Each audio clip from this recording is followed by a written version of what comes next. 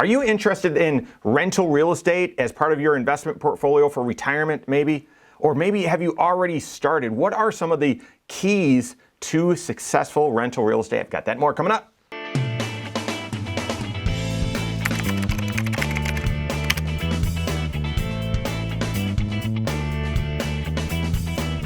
My name is Mike Bernard. I'm the host of the Wise Money Show. I'm also one of the certified financial planners right here at Korhorn Financial Group. Make sure you hit that subscribe button, turn on notifications, and smash that thumbs up button. Rental real estate is not risk-free, okay? And but it is an unbelievable wealth-building tool. It can be a fantastic investment. I mean, think about it. You probably already have that. You can buy a house and have someone else live there and pay off the mortgage. That's said really simply, but okay, so let me say it differently.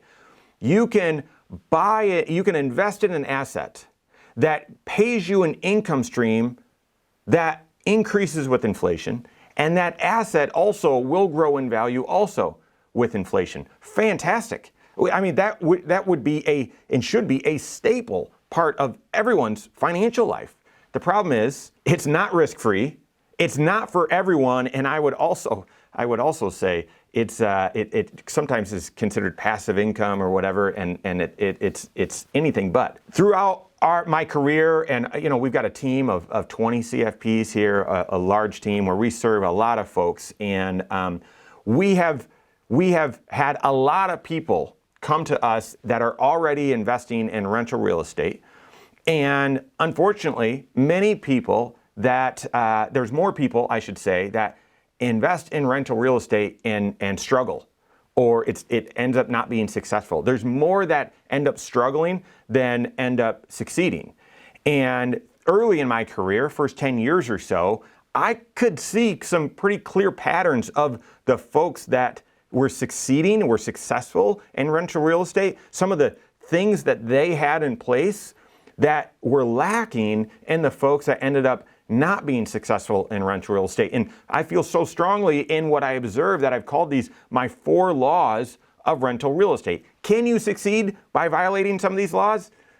It's possible, but to put yourself in the best position to be successful as a real estate investor, rental real estate investor, following these 4 laws will help. The first, you need cash. You need cash. I have seen lots of people have this great idea, and maybe they've got some of these other laws covered, but if they don't have any cash for a down payment, now you're borrowing. I've seen it, borrowing from credit cards for a down payment, and then I get a loan, or I had to borrow too much. I don't have any cash to even get started, or I have enough for a down payment. I don't have enough to fix it up or to renovate it in order to get it ready to rent out, and therefore using credit cards, pulling money out of different areas. If you don't have the cash, it's going to be super hard, very hard to get started. Second, if you don't have the cash to continue the operation if it's not rented. This is another one that trips a lot of people up. Well, I can get it started, I can buy the rental, I can get it renovated, and the monthly payment on the mortgage will, I'll have enough rent to cover that. Well, is it going to be rented from day one?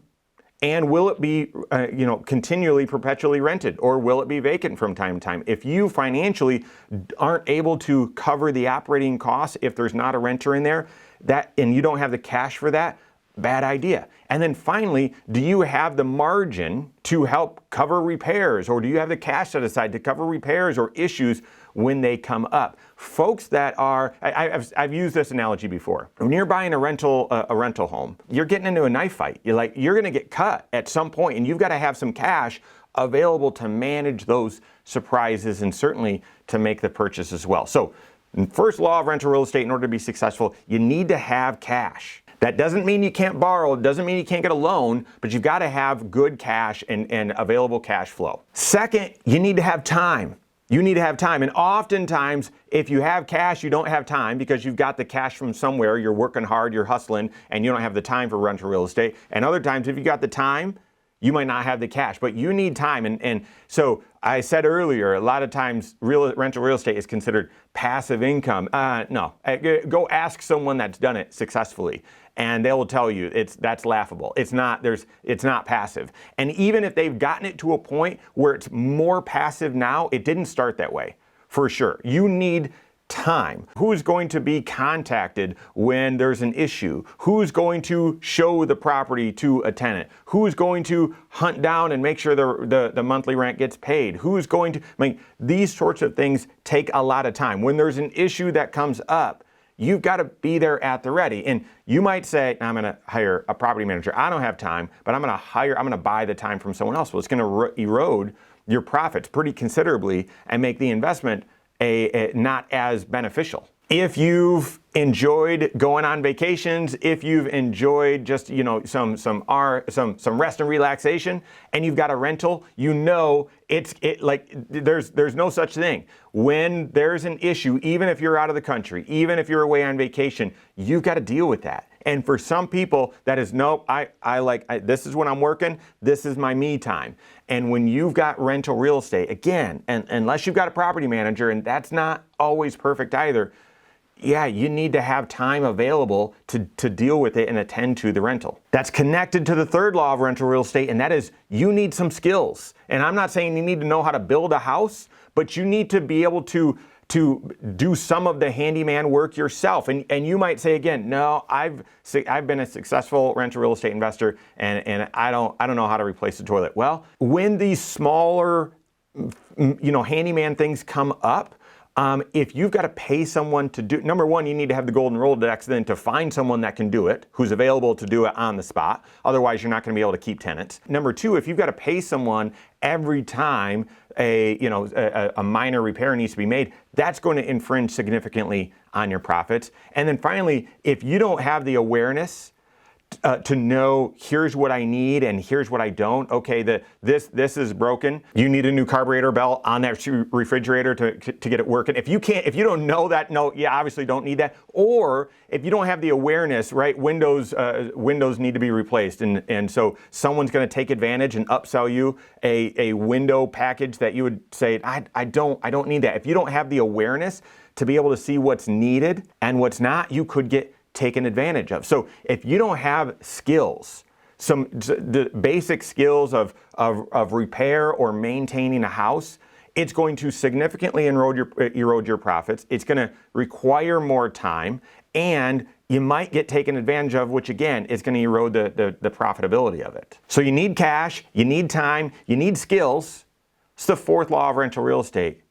You actually need to love confrontation or be okay with confrontation. Because here's the thing, you are renting out an asset to a real person and a real family with real life stuff going on. And sometimes that means you've got to be the bad guy. And that doesn't mean you can't be compassionate or you can't be kind, you can't be nice. But listen, if you had a security deposit and someone's moving out, they're going to tell you, no, that blood stain was there when I moved in. And you've got to be able to say, no, it wasn't. Or that hole in the wall, that was there. No, it wasn't. Or, hey, it's Christmas time and we can't afford the rent if we're going to be buying presents for the kids. I'm sorry, you owe rent. Or we just lost our job and we can't pay rent. Well, here's your 1 month notice or whatever, right? There are times you got to have thick skin, and it's hard. It's hard. But if you're constantly, and I get it, I've seen successful rental real estate folks that have, either have given breaks and have made concessions and so on.